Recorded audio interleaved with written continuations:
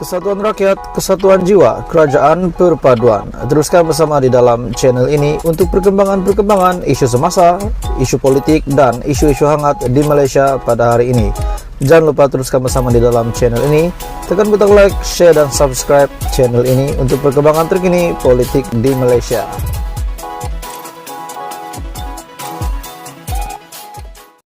Akhirnya rasmi, berita yang menjadi pertanyaan kita, pertanyaan ramai orang, berkenaan dengan status bersatu di dalam Perikatan Nasional dan juga bersatu di Sabah. Menjadi tanda tanya sebab HJJ telah mendakwa bahawa JRS menyokong penuh kerajaan perpaduan di bawah pimpinan Datuk Seri Anwar Ibrahim. Tetapi di dalam JRS ada bersatu, dan pada masa yang sama bersatu adalah komponen Perikatan Nasional. Tapi sebelum kita mengulas isu hangat hari ini, saya nak minta tolong kerjasama kamu untuk tekan butang subscribe supaya kamu tidak terlepas perkembangan terkini daripada channel ini yang penuh dengan politik, informasi politik di Malaysia. Hari ini rasmi daripada biharian.com, pemimpin bersatu Sabah keluar parti, kekal bawah JRS. Ini pasti mengejutkan Muhyiddin Yassin. Pemimpin bersatu Sabah membuat keputusan sebulat suara untuk keluar daripada parti, namun kekal di bawah Gabungan Rakyat Sabah ataupun JRS, kata Ketua Badan Pimpinan Bersatu Sabah Datuk Seri HJJ Noor. HJJ yang juga pengerusi JRS berkata, keputusan itu dibuat setelah mempertimbangkan keadaan landscape politik Malaysia ketika ini, terutama di Sabah, dan demi kepentingan negeri perpaduan selain memenuhi hasrat serta aspirasi rakyat untuk terus berjuang di bawah naungan sebuah parti tempatan. Ketua Menteri Sabah itu, HJJ Noor, berkata, dengan keputusan yang telah dibuat ini, pemimpin-pemimpin bersatu Sabah akan menggunakan JRS sebagai platform untuk menyuarakan kepentingan Sabah dan negeri-negeri Borneo dan tidak akan menggunakan nama bersatu lagi. Melangkah ke hadapan, kami hanya akan menubuhkan sebuah parti tempatan yang baru. Namun untuk sementara ini, kami secara kolektif akan menjadi ahli JRS. Kami berikrar untuk memberi sokongan penuh kepada kerajaan perpaduan, dan kami yakin dengan kepimpinan dan kebijaksanaan Perdana Menteri Datuk Seri Anwar Ibrahim untuk memimpin negara, kata HJJ menerusi satu kenyataan hari ini. Jadi tuan-tuan dan puan, kenyataan dari media yang pasti mengejutkan ramai orang berkenaan dengan pemimpin bersatu Sabah yang sudah bersatu hati keluar daripada parti, tapi kekal di bawah JRS, bukan keluar daripada JRS. Jadi pemimpin di dalam bersatu, di dalam JRS, keluar daripada parti bersatu tapi kekal di bawah JRS. Pemimpin bersatu Sabah telah membuat keputusan sebulat suara untuk keluar daripada parti, namun kekal di bawah Gabungan Rakyat Sabah, kata Ketua Badan Pemimpin Bersatu Sabah Datuk Seri HJJ Noor. Jadi kenyataan media, hari ini kita sebulat suara mengambil keputusan untuk keluar dan meninggalkan Parti Pribumi Bersatu Malaysia.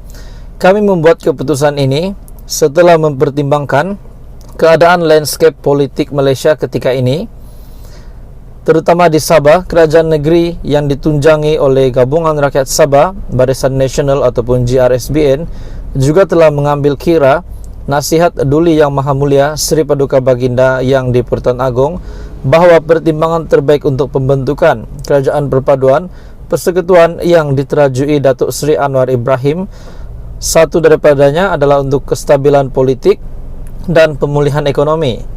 Keputusan sebulat suara ini adalah demi kepentingan Sabah, demi perpaduan, dan juga memenuhi hasrat serta aspirasi rakyat untuk kita terus berjuang di bawah naungan Sabah Parti Tempatan. Dan dengan keputusan ini, kami akan menggunakan Gabungan Rakyat Sabah ataupun JRS untuk menyuarakan kepentingan Sabah dan negeri-negeri Borneo di Malaysia.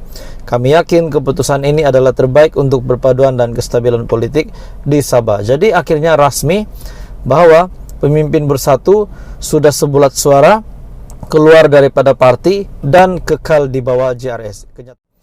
Satu berita hangat hari ini, satu dapatan daripada satu sumber daripada Sinar Harian, dikabarkan PN hilang 32 kerusi. Jadi bila saya baca berita ini saya terkejut. Betulkah PN hilang 32 kerusi? Tapi sebelum kita masuk kepada isu hangat hari ini, saya ingin meminta kerjasama kamu untuk tekan butang subscribe supaya kamu tidak terlepas perkembangan politik daripada channel ini. Saya akan sentiasa membawakan Anda berita-berita terkini politik di Malaysia.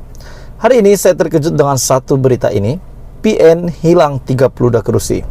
Jadi bagaimana PN boleh hilang 32 kerusi? Baru-baru ini Parlimen Padang Serai telah ditawan oleh Perikatan Nasional setelah merebut kerusi itu daripada Pakatan Harapan. Manakala Dun Tioman pula dimenangi oleh Barisan Nasional walaupun hanya menang majoriti tipis 573 kursi. Manakala di Parlimen Padang Serai Perikatan Nasional menang majoriti 16.260 kursi. Jadi tuan-tuan dan puan-puan, satu artikel daripada Sinar Harian yang mengatakan PN boleh hilang 32 kursi. Rupanya Perikatan Nasional boleh hilang 32 kursi sekiranya PH dan BN bergabung pada PRU 15. Kerusi PN yang boleh dimenangi BN jika bergabung pada PRU 15. Sekiranya Pakatan Harapan dan BN bergabung pada PRU 15, bukan hari ini, kerusi PN yang boleh direbut dan boleh dimenangi oleh PHBN terdapat 32 kerusi ini, yaitu Parlimen Kangar, Parlimen Kulim Bandar Baharu, Parlimen Kepala Batas Tasik Gelugor, Parlimen Permatang Pau, Parlimen Gerik, Parlimen Parit Buntar, Parlimen Bukit Gantang, Parlimen Parit, Parlimen Pasir Salak, Parlimen Lumut, Gua Musang, Jerantut, Inderama Kota, Parlimen Kuantan, Parlimen Maran, Parlimen Kuala Krau, Parlimen Temerloh, Parlimen Rompin, Sabak Bernam, Sungai Besar, Hulu Selangor, Tanjung Karang, Kapar, Kuala Langat, Masjid Tanah, Tangga Batu, Jasin, Mersing, dan Pago. Jadi kesenarai 32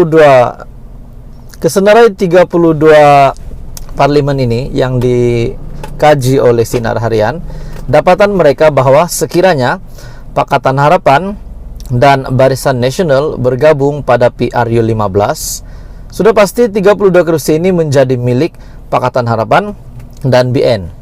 Namun pada ketika itu mereka belum bergabung. Kerajaan Perpaduan hari ini dibentuk oleh gabungan Pakatan Harapan dan juga Barisan Nasional, GPS, JRS, dan beberapa yang lain. Jadi sekiranya PH dan BN, Datuk Seri Anwar Ibrahim dan Zaidah Medi bergabung pada PRU 15, sekiranya sudah dibentuk gabungan ini, ke 32 parlimen yang disenaraikan sebentar tadi boleh menjadi kerusi ini boleh dimenangi oleh Kerajaan Perpaduan hari ini, PHBN. Namun ini hanyalah satu infografik yang dibuat oleh artikel ini, di mana 32 kerusi Perikatan Nasional yang boleh dimenangi Pakatan Harapan dan Barisan Nasional jika bergabung pada PRU 15. Jadi bagaimana pendapat Anda berita hari ini? Adakah relevan sekiranya ini berlaku? Namun yang kita tahu, PN hari ini telah mendapat 74 kursi dengan tambahan 1 kursi kemenangan di Parlimen Padang Serai, dan ini hanyalah infografik yang dibuat oleh artikel ini.